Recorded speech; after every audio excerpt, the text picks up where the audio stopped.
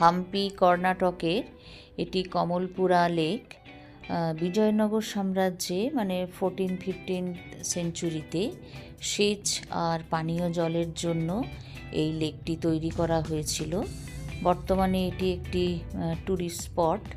এখানে সূর্যাস্ত আর বিভিন্ন রকমের পাখি দেখার জন্য সবাই আসে। চারিদিক পাহাড়ে ঘেরা অপরূপ শান্ত মনোরম পরিবেশ। এখানে বোট আর লঞ্চের মাধ্যমে পুরো লেকটা ঘুরে দেখার সুব্যবস্থা আছে।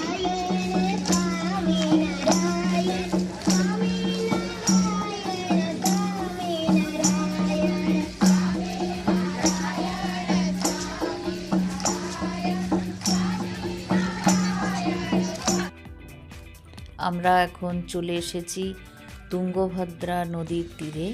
কর্ণাটকীদের হোলি উৎসব চলছে, তাদের সঙ্গে অনেক বিদেশিও দেখছি যোগ দিয়েছে।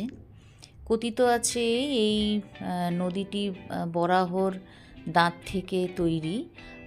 আমরা তো জানি কৃষ্ণা নদীর এটি উপনদী, পুরো পাথরে নদী, পুরো নদীর ভেতরে চারিদিক পাথর দিয়ে ঘেরা।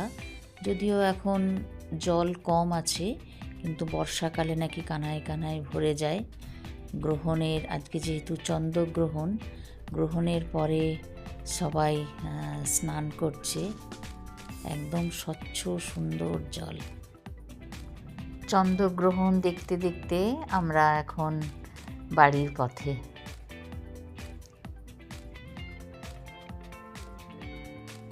Good night.